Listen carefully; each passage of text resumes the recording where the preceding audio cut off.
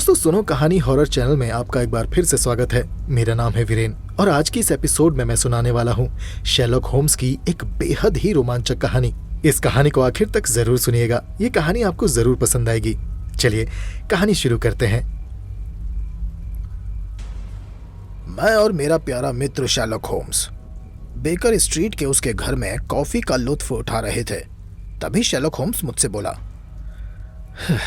मेरे प्यारे दोस्त वॉटसन, ये इंसानों की जिंदगी भी ना ऊपर वाले की बनाई हर चीज से ज्यादा रहस्यमय है। अचानक से उसके मुंह से यह गहरी बात सुनकर मैंने हैरानी से उसकी तरफ देखा। उसके चेहरे पर गंभीर भाव थे।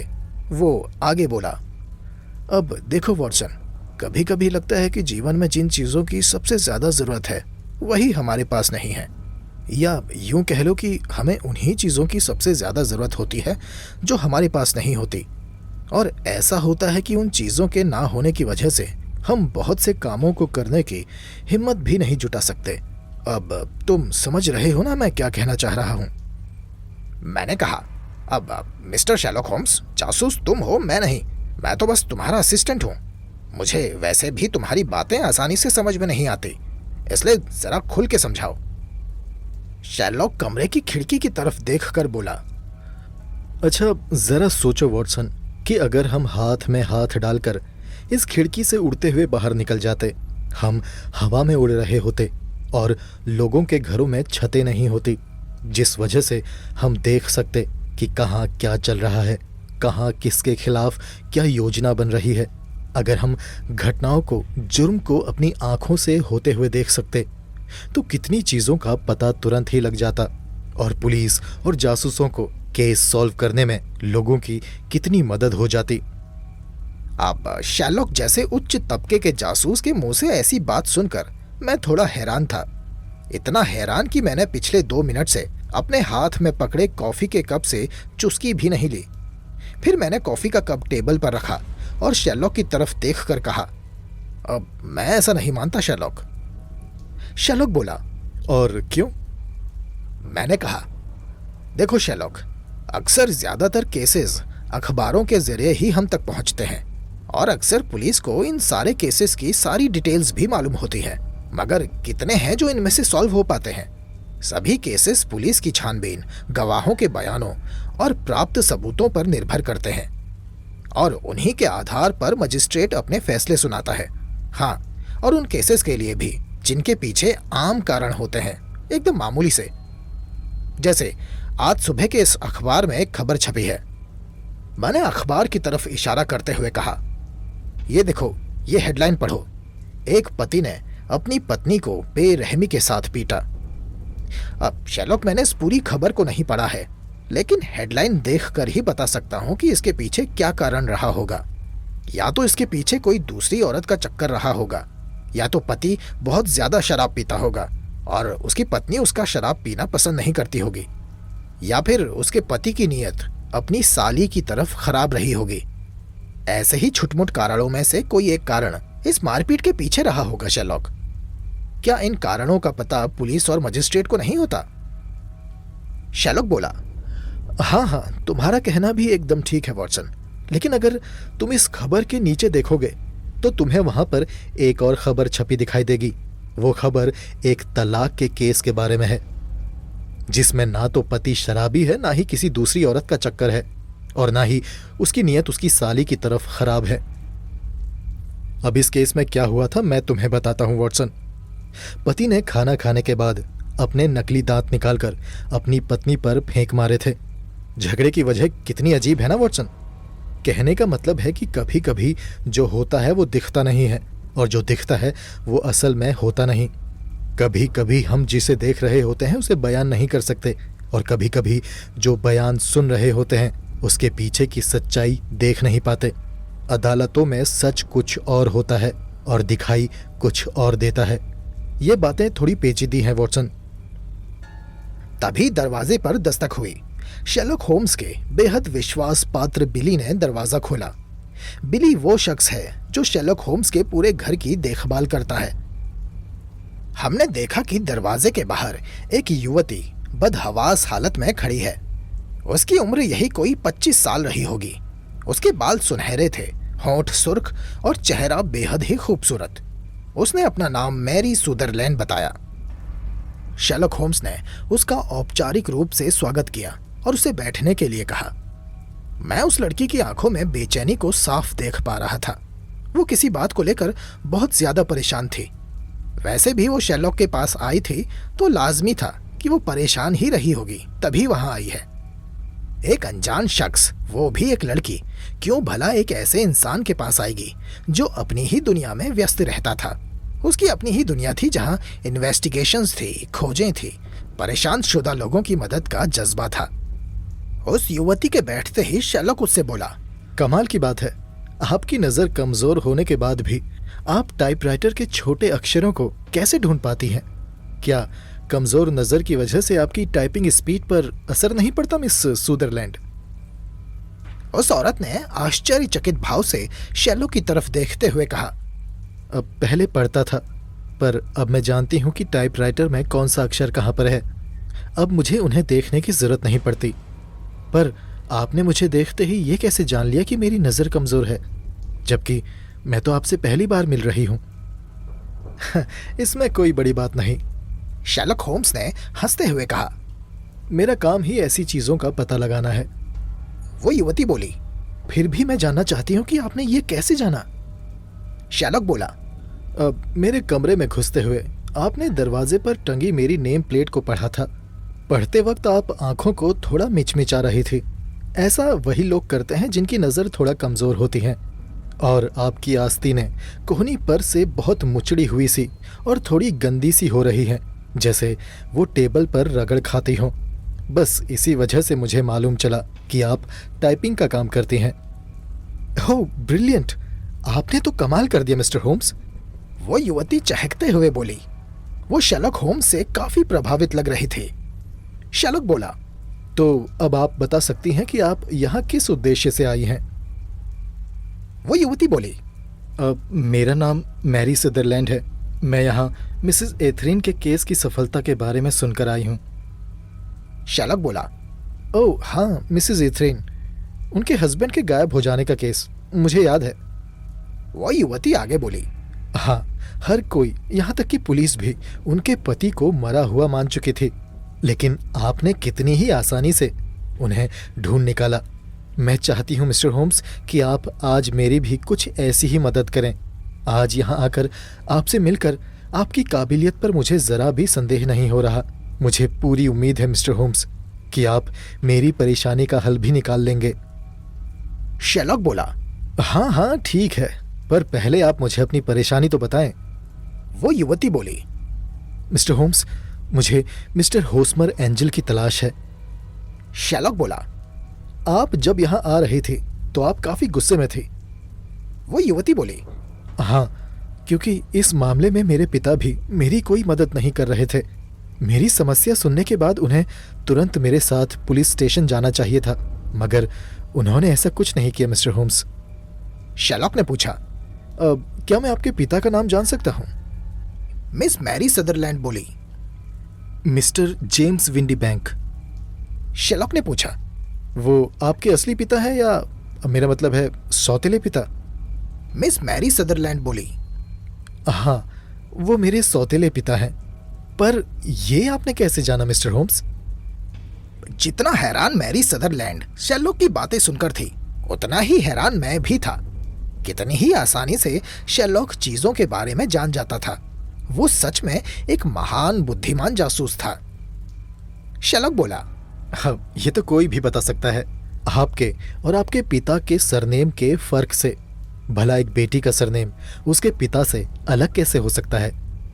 वो युवती मिस मैरी सदरलैंड बोली, ओह, वैसे मैं उन्हें पापा ही कहती हूँ, हालांकि ये मुझे एक मजाक जैसा लगता है। शेरलॉक बोला, और ऐसा क्यों? क्योंकि वो मुझसे सिर्फ 5 साल 6 महीने ही बड़े हैं। शेरलॉक ने पूछा, और आपकी माँ, वो कहाँ है? अब वो ठीक है। पापा की मौत के बाद उन्होंने जल्दी ही दूसरी शादी कर ली थी और उनके पति उम्र में उनसे 15 साल छोटे थे। मेरे पापा प्लम्बर थे। उन्होंने अच्छा खासा बिजनेस छोड़ा था जिसे मेरी माँ और मिस्टर हार्डी संभाल रहे थे। मिस्टर हार्डी उनकी कंपनी में फोरमैन थे, पर मिस्टर विंडी बैंक के आते ही माँ ने जमे जमाए उनके बिजनेस को बेचकर जो पैसे मिले वो सारे पैसे मिस्टर विंडी बैंक के शराब के बिजनेस में लगा दिए। शैलॉक बोला। हो अच्छा, तो इससे तो फिर तुम्हारी जेब खर्ची पर भी फर्क पड़ा होगा। नहीं, मुझे मेरी जेब खर्ची मेरे अंकल नेट से मिलती है, जो कि ऑकलैंड में रहते हैं। न्यूजीलैंड में उनका स्टॉक का कारोबार है। वहाँ से लगभग मुझे 2500 पाउंड मिलते हैं, लेकिन मैं केवल इसका ब्याज ही खर्च करती हूँ, जो मेरे लिए काफ़ी होता है। और इसके अलावा मैं टाइपिंग के काम से भी थोड़े पैसे कमा लेती हूँ। शैलॉक बोला। तुम्हारी आर्थिक स्थिति के बारे में तो मैं काफ़ी कुछ जान चुका हूँ। अब मैं सबसे पहले आपका परिचय मेरे सबसे गहरे मित्र डॉक्टर वॉटसन से करवाता हूँ। शैलॉक ने मेरी तरफ इशारा करते हुए कहा। फिर शैलॉक वापस उस युवती से बोला। अब मैं चाहता हूँ मिस मैरी सदरलैंड कि आप मुझे मिस्टर होस्मेर एंजल के बारे में सब कुछ बताएं। मिस्टर होम्स, उससे मेरी मुलाकात गैस फिटर बॉल्स पर हुई थी। ये एक बहुत बड़ा सामाजिक जलसा था जहाँ लोग नाचते गाते जश्न मनाते हैं। इसके लिए मेरे पापा ने पहले ही टिकट्स का इंतज़ाम कर लिया था जब वे जीवित थे। उनके मरने के बाद वो टिकट्स माँ को भेज दिए गए। मिस्टर विंडी बैंक नहीं चाहते थे कि हम वहाँ जाएं। वो तो हमें कहीं भी जाने से मना ही करते थे। एक बार तो वो मेरे ऊपर बहुत ही ज़्यादा बिगड़े जब मैंने स्कूल के ट्रिप पर जाने की जिद की, लेकिन मैं तो जाने का फैसला कर चुकी थी। भला उन्हें मुझे रोकने का क्या अधिकार था? मेरी अपनी जिंदगी थी, मेरी अपनी ख्वाहिशें थी, उस पर वे बंदिशें नहीं लगा सकते थे। लेकिन जब उन्हें पता चला कि मेरे पापा के फ्रेंड्स भी वहाँ आने वाले हैं, तो उन्होंने ये कहकर हमें रोकने की कोशिश की कि ये फंक्शन हमारे लायक नहीं है। मिस्टर होम्स, उन्हें तो मेरे पहनावे पर भी एतराज़ था। मेरे पास एक बेहद खूबसूरत वेलवेट मेड पोशाक थी। उसे पहनकर मैं बहुत कंफर्टेबल फील करती थी। मुझे डर था कि वो उसमें भी एतराज़ करेंगे, मगर वो तो अच्छा हुआ कि जलसे वाले दिन उन्हें किसी काम से फ्रांस जाना पड़ा। तब मैं और माँ मिस्टर हार्डी के साथ वहाँ गए। हाँ, वहीं मैं पहली बार उससे मिली, मिस्टर होस्मर एंजल। ये नाम लेकर वो युवती कहीं खो सी गई। मैं समझ गया था कि वो मिस्टर होस्मर एंजल के ख्यालों में खो चुकी है। तभी शैलॉक होम्स बोल पड़ा। ओह, तब तो जब मिस्टर विंडी बैंक फ्रांस से लौटे होंगे तो वो ये जानकर बहुत गुस्सा हुए होंगे कि तुम उनके मना करने के बावजूद भी जलसे में गई, राइट? नहीं, ऐसा कुछ नहीं हुआ, बल्कि लौटने पर तो वो बहुत ही ज्यादा खुश नजर आ रहे थे।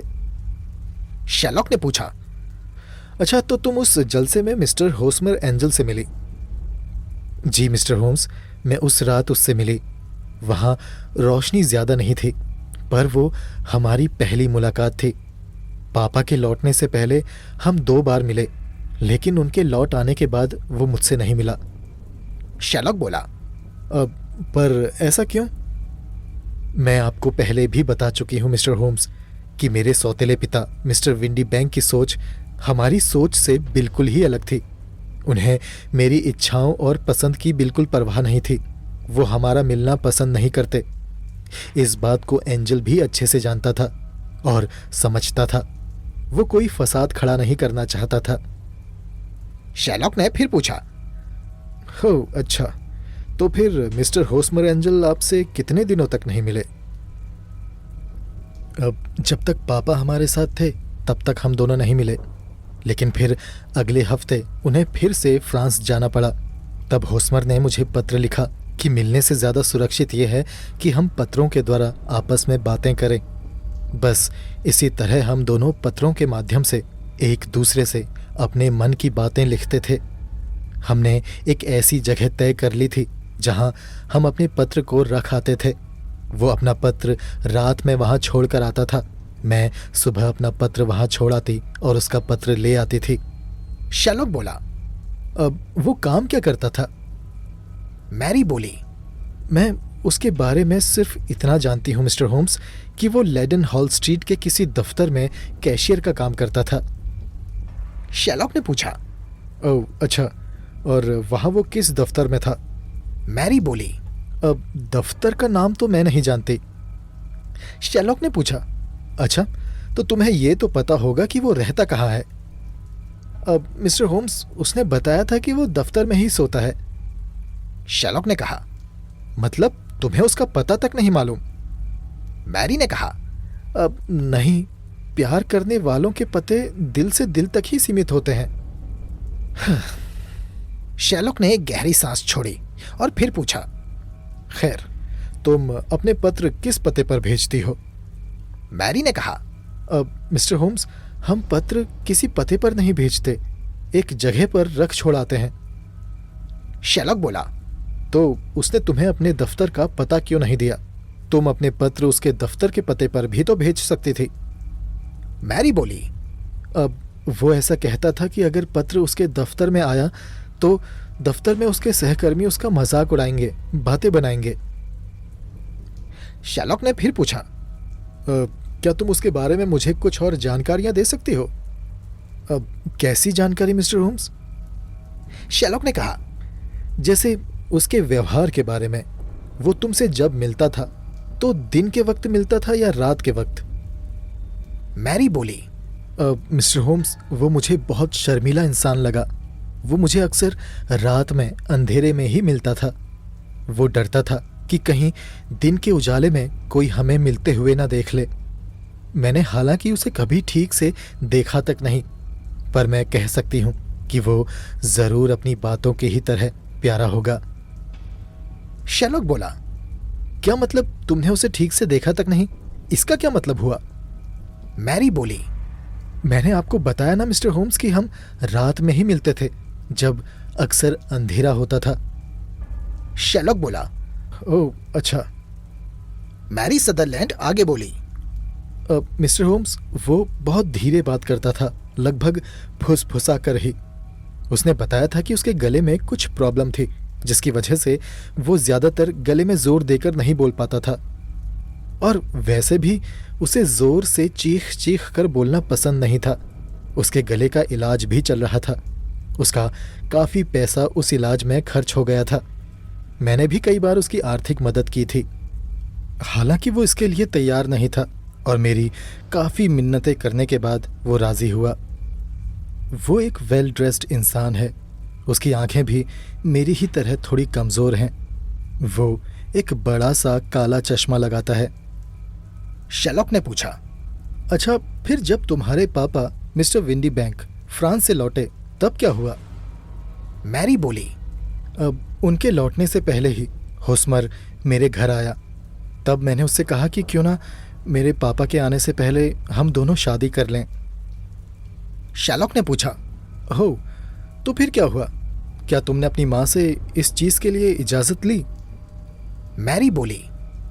मैंने माँ को उसके बारे में बताया था और उन्हें इस शादी से कोई एतराज़ नहीं था मिस्टर होम्स। वो भी यही चाहती थी कि हम पापा के लौटने से पहले शादी कर लें। उन्होंने मुझे आश्वस्त भी किया कि पापा को वो मना लेंगी। हालांकि मैं पापा की मर्जी की कोई परवाह करती भी नहीं थी और मैं उनसे डरती भी नहीं थी। इसलिए मैंने उनके फ्रांस के ऑफिस के पते पर इस बात की सूचना भेज दी कि मैं शादी कर रही हूँ। शेरलॉक होम्स ने कहा। अच्छा, फिर उसके बाद क्या हुआ? मैरी बोली। ठीक मेरी शादी वाले दिन वो पत्र वापस लौट आया। शेरलॉक होम्स ने पूछा। मतलब कि वो पत्र उन्हें नहीं मिला? अच्छा, तो फिर उसके बाद क्या हुआ? मैरी बोली। अब ये इसी शुक्रवार की बात है।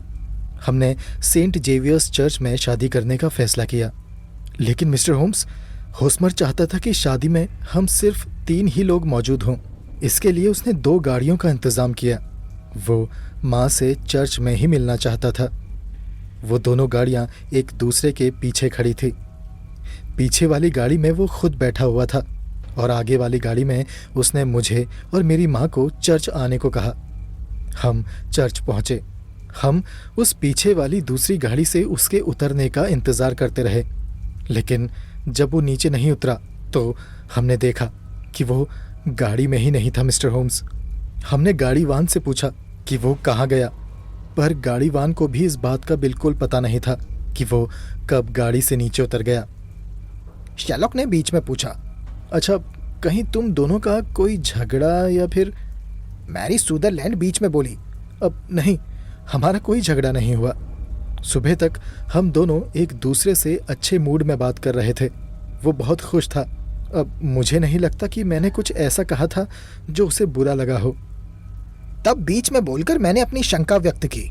मैंने कहा, क्या रास्ते में उसके साथ ऐसा कुछ हुआ हो जिसकी वजह से वो गायब हो गया हो? मैरी बोली। अब हो सकता है। मुझे भी इसी बात की शंका है कि वो किसी खतरे में पड़ गया है। इसीलिए मैं आपके पास आई हूँ मिस्टर होम्स कि आप उसका पता लगाएं। मैं बहुत परेशान हूँ। वो ना जाने किस हालत में होगा, कहाँ होगा। शेरलॉक ने फिर पूछा। अच्छा, इसके बाद तुम्हारी माँ की क्या प्रतिक्रिया थी? मैरी बोली। अब मिस्टर होम्स, माँ को बहुत बुरा लगा। उन्होंने यहाँ तक कह दिया कि मैं आज के बाद उससे मिलना तो दूर, उसका नाम तक ना लूं। शेरलॉक ने फिर कहा। और तुम्हारे पापा, तुमने उनके वापस लौटने पर उन्हें भी तो ये बात बताई होगी। मैरी बोली। मैं रो रही थी। तब पापा ने मुझसे कहा कि वो ऐसे लोगों की मानसिकता के बारे में अच्छे से जानते हैं जो पहले तो दूसरों के पैसों पर ऐश करते हैं और शादी जैसी स्थिति आने के बाद वो उस बंधन में फंसना नहीं चाहते और ऐसा ही करते हैं जैसा हॉस्मर एंजल ने मेरे साथ किया। लेकिन मैं जानती हूँ मिस्टर होम्स कि हॉस्मर ऐसा इंसान नहीं है। वो ज़रूर किसी मुसीबत में है। मैंने अपने पापा के चेहरे पर एक सुकून देखा, मानो जैसे वो इस शादी के ना होने से बहुत खुश हों। पापा ने मुझे मेरे आंसू पोंछने के लिए अपनी जेब से निकालकर एक रुमाल दिया और वहाँ से चले गए। शेरलॉक ने फिर पूछा। अब क्या हॉस्मर एंजल ने तुम्हें पत्र लिखकर अपने बारे में कुछ नहीं बताया कि वो अचानक कहाँ और क्यों गायब हो गया? मैरी बोली। नहीं मिस्टर होम्स, हालांकि मैं इसी उम्मीद में पोस्ट ऑफिस गई जरूर थी। शेरलॉक उसको आश्वासन देता हुआ बोला। अब देखो मिस मैरी, इस घटना का रहस्य तो मैं पता लगाऊंगा ही, लेकिन तुम इस घटना के बारे में सोच सोच कर खुद को ज़्यादा परेशान मत करो। हालांकि ये तुम्हारे लिए मुश्किल होगा, लेकिन मैं चाहूँगा कि तुम इसे भूलने की कोशिश करो। मैं तो ये तक चाहूँगा कि तुम हॉस्मर एंजल को भी भूलने की कोशिश करो मिस मैरी। मैरी सुदरलैंड हैरानी से शेरलॉक की आंखों में देखते हुए बोली। क्या मिस्टर होम्स, आप ये कहना चाहते हैं कि मैं अब उससे कभी नहीं मिलूंगी? शेरलॉक ने कहा। अब मुझे शक है शायद तुम मुझसे कभी नहीं मिल पाओगी मिस मैरी। मैरी बोली। तो फिर उसके साथ क्या हुआ? वो कहाँ चला गया? शेरलॉक ने कहा। अब ये सारे सवाल तुम मेरे पास ही छोड़ दो। और क्या तुम मुझे उसके लिखे हुए पत्र दे सकती हो? मैरी ने कहा। अब हाँ, मेरे पास सारे पत्र पड़े हैं। मैरी सदरलैंड ने अपने बैग से 4 पत्र निकालकर शेरलॉक को थमा दिए और शेरलॉक से बोली। अब मिस्टर होम्स, इसके अलावा मैं ये भी बता देना चाहती हूँ कि मैंने उसकी तलाश में एक विज्ञापन भी अखबार में दिया था। ये रही मेरे हाथ से टाइप की गई उस विज्ञापन की डिटेल्स जिसे मैंने अखबार को दिया था। उसके बाद शेरलॉक होम्स ने मैरी सदरलैंड से उसके घर का पता पूछा। मैरी ने शेरलॉक को अपने घर का पता दिया। उसके बाद शेरलॉक ने उसके पिता के व्यापार के बारे में भी जानकारियां ली। उसके बाद शेरलॉक ने फिर से अपनी बात पर जोर देते हुए कहा। मैं आपसे एक बार फिर से कहूँगा मिस सदरलैंड, बल्कि ये मेरी आपके लिए सलाह है कि इस पूरे प्रकरण को एक सील्ड किताब की तरह आप बंद कर दो। इसे आप अपनी ज़िंदगी में एक ग्रहण के समान प्रभाव मत डालने देना। सिवाय झूठी उम्मीदों और तनाव के आपको कुछ नहीं मिलेगा। मिस मैरी सदरलैंड बोली। मैं ऐसा नहीं कर सकती मिस्टर होम्स। मेरा प्यार उसके लिए एकदम सच्चा है। मैं जानती हूँ कि वो जहाँ भी होगा मेरे लिए परेशान होगा। उसके बाद मैरी सदरलैंड वहां से चली गई, ये कहते हुए कि जब भी उसे बुलाएंगे वो आ जाएगी। जाते हुए वो काफी निराश लग रही थी। उसके कदम भारी हो गए थे, मानो जैसे वो उठना ही नहीं चाहते हों। शेरलॉक के शब्दों ने उसे वो विश्वास नहीं दिलाया जिसकी उम्मीद में वो यहाँ शेरलॉक के पास आई थी। मैंने शेरलॉक की तरफ देखकर उससे कहा, तुमने उससे ऐसा क्यों कहा कि वो अपने प्रेमी को भूल जाए? मुझे लगता है शेरलॉक कि तुम उसके प्रेमी के बारे में कुछ ऐसा जान गए हो जिसे मैं समझ नहीं पा रहा। शेरलॉक बोला, देखो वॉटसन, उसने जो कुछ भी मुझे बताया वो तुमने भी साफ साफ सुना। मिस मैरी सदरलैंड की बातें सुनकर जितना तुम जानते हो उतना ही मैं भी जानता हूँ, लेकिन तुमने उन बातों को नहीं देखा वॉटसन जिन्हें मैंने देखा। अक्सर हम लोग सामने वाले की कहानी में खो जाते हैं और उससे हटकर सोच नहीं पाते, जबकि असल जरूरत इसी की होती है। शेरलॉक ने फिर मुझसे कहा, अच्छा वॉटसन, एक काम करोगे? जो विज्ञापन वाली पर्ची वो देकर गई है, क्या तुम उसे मेरे लिए पढ़ सकते हो?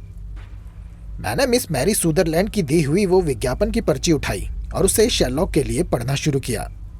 उसमें लिखा था, गुमशुदा की तलाश, एक आदमी जिसका नाम होस्मर एंजल है, कद 5 फीट 7 इंच, दिखने में मजबूत, साफ रंग, काला चश्मा लगाता है, काला फ्रॉक कोट और ग्रे पैंट पहने हुए है। वो खुद को लेडन हॉल स्ट्रीट के एक दफ्तर में कैशियर बताता है। यदि किसी को ऐसे शख्स के बारे में पता चले वो बताने की कृपा करे। मैंने वो विज्ञापन पढ़ना खत्म किया तो शेरलॉक बोला, तो वॉटसन, क्या तुम पर्चे में लिखे शब्दों और होस्मर एंजल के द्वारा लिखे गए पत्रों की समानता या उस अंतर को बता सकते हो जिसे फिलहाल मैं तो देख पा रहा हूं? मैंने कहा, अब फिलहाल दोनों में जो चीज समान है वो शायद ये है कि ये दोनों चीजें हाथों से लिखने के बजाय टाइपराइटर से टाइप किए गए हैं। शेरलॉक बोला, बहुत अच्छे वॉटसन, और देखो क्या कुछ और दिखाई दे रहा है? अब मैंने कहा, नहीं, मुझे और कुछ समझ में नहीं आ रहा। शेरलॉक ने आगे कहा, खैर, मैं इस बात की तह तक जाने के लिए मैं खुद एक पत्र लिखूंगा मैरी सदरलैंड के पिता विंडी बैंक को, ये पूछने के लिए कि क्या वो हमसे कल शाम 6 बजे यहाँ मिल सकता है। और तब तक, जब तक विंडी बैंक का जवाब मुझ तक नहीं पहुंच जाता, मैं इस केस में कोई भी निर्णय नहीं ले सकता। चूंकि अब इस मामले में अगले दिन से पहले कुछ हो नहीं सकता था, तो मैं भी शेरलॉक के घर से सीधा अपने घर वापस आ गया। अगले दिन शाम से पहले शेरलॉक मैरी सदरलैंड के गायब हुए कथित प्रेमी या कहें दूल्हे को सामने लाने वाले सबूत इकट्ठा करने वाला था। अगले दिन जब मैं शेरलॉक के घर बेकर स्ट्रीट पहुंचा तो शेरलॉक को मैंने किसी एक्सपेरिमेंट में बिजी पाया। पूरे कमरे में हाइड्रोक्लोरिक एसिड की गंध फैली पड़ी थी। शेरलॉक के सामने कुछ केमिकल्स और कुछ टेस्ट ट्यूब्स रखे हुए थे। शायद वो किसी केमिकल टेस्टिंग में लगा हुआ था। उसकी आंखें नींद से भरी हुई थी। मैंने शेरलॉक से कहा, तो क्या तुमने गुमशुदा दूल्हे की पहेली सुलझा ली शेरलॉक? शेरलॉक बोला, हाँ, जहां तक मेरी जांच कहती है तो ये मुझे चीटिंग या धोखेबाजी का केस लगता है। मैंने पूछा, अच्छा, और कौन किसको धोखा दे रहा है शेरलॉक? इससे पहले कि शेरलॉक कुछ कहता, हमें कमरे के बाहर से कदमों की आवाज सुनाई पड़ी। शेरलॉक मुझसे बोला, वॉटसन, ये मिस्टर विंडी बैंक के कदमों की आवाज है। उन्होंने मुझे मेरे पत्र के जवाब में लिखा था कि वो शाम 6 बजे तक मुझसे मिलने यहाँ आएंगे। तभी कमरे में एक शख्स दाखिल हुआ जो मिस्टर विंडी बैंक ही था। वो मंझले कद का, यही कोई 30 की उम्र का क्लीन शेव्ड व्यक्ति था। उसने अपना चमचमाता हुआ हैट एक तरफ टांग दिया। शेरलॉक उससे बोला, good evening mister James windy bank.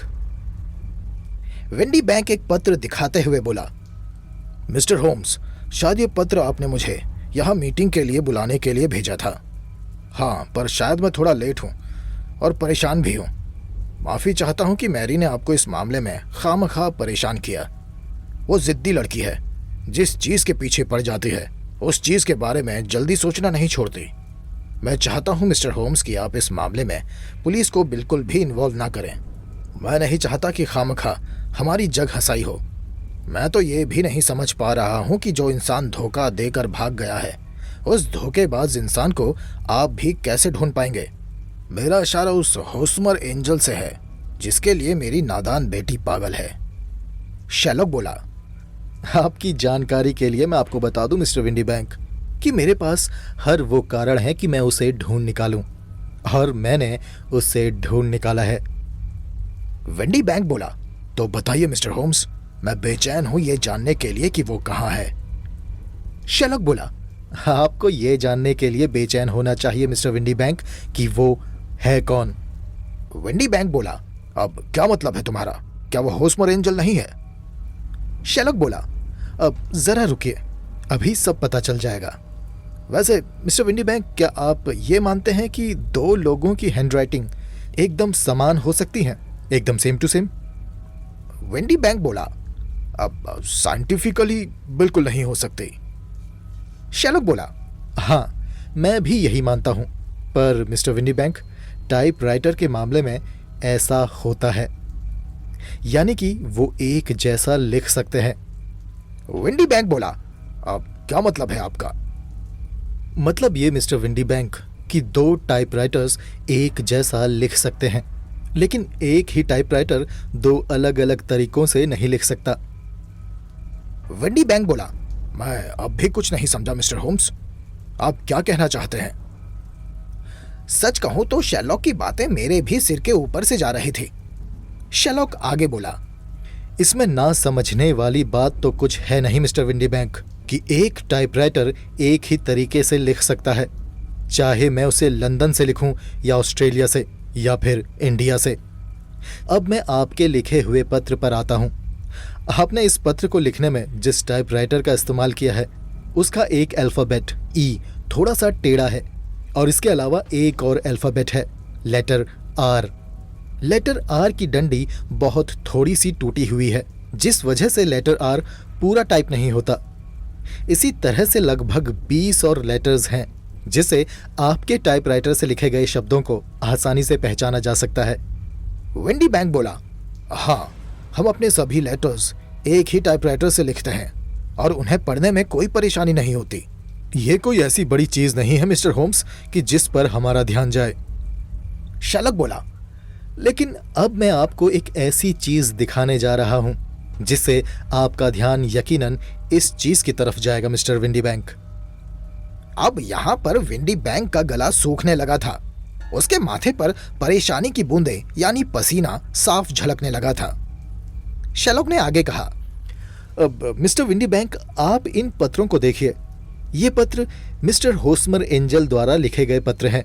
इनमें होस्मर द्वारा टाइप किए गए शब्दों को देखिए। देखिए, इस पत्र में भी लेटर ई थोड़ा सा टेढ़ा है। लेटर आर की डंडी भी बहुत थोड़ी सी टूटी हुई है, जिससे लेटर आर भी पूरा टाइप नहीं हो रहा। इसी तरह से लगभग 20 और लेटर्स हैं, जिससे उस टाइपराइटर से लिखे गए शब्दों को आसानी से पहचाना जा सकता है, जिससे आपके द्वारा भेजा गया ये पत्र टाइप किया गया है। ये पत्र जो आपने मेरे पत्र के जवाब में मुझे भेजा था। मिस्टर विंडी बैंक का चेहरा फीका पड़ गया। वो परेशान सा दिखने लगा।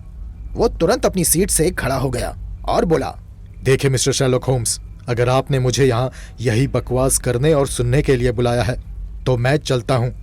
जब आपको होस्मर एंजल मिल जाए तो मुझे बता दीजिएगा। शेलॉक बोला, मैंने आपको यही बताने के लिए बुलाया है मिस्टर विंडी बैंक कि होस्मर एंजल को मैंने ढूंढ निकाला है। विंडी बैंक खिसियाता हुआ बोला, तो वो है कौन? कहाँ है वो? शेलॉक बोला, वो मेरे सामने खड़ा है।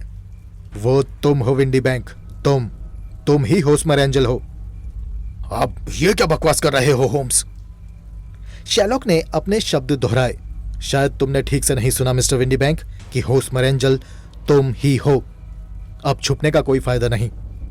एक इंसान जब अपने से 15 साल बड़ी एक अमीर औरत से शादी करता है तो सही मायनों में वो शादी नहीं बल्कि सौदा करता है। तुमने भी यही सौदा किया विंडी बैंक, लेकिन तुम्हारी भूख यहीं खत्म नहीं हुई। तुमने मिस मैरी को भी अपने जाल में फंसाना चाहा। तुमने सोचा होगा कि घर पर पति बनकर पत्नी के पैसों पर मौज कर सकते हैं और बाहर प्रेमी बनकर प्रेमिका के पैसों को दोनों हाथों से लूट सकते हैं। इसीलिए तुम अपनी प्रेमिका, जो कि तुम्हारी सौतेली बेटी है, उससे रात में अंधेरे में मिलते थे ताकि वो तुम्हें पहचान ना पाए। तुम मुझसे घर घर आते गले से बात करते थे ताकि वो तुम्हारी आवाज भी ना पहचान पाए।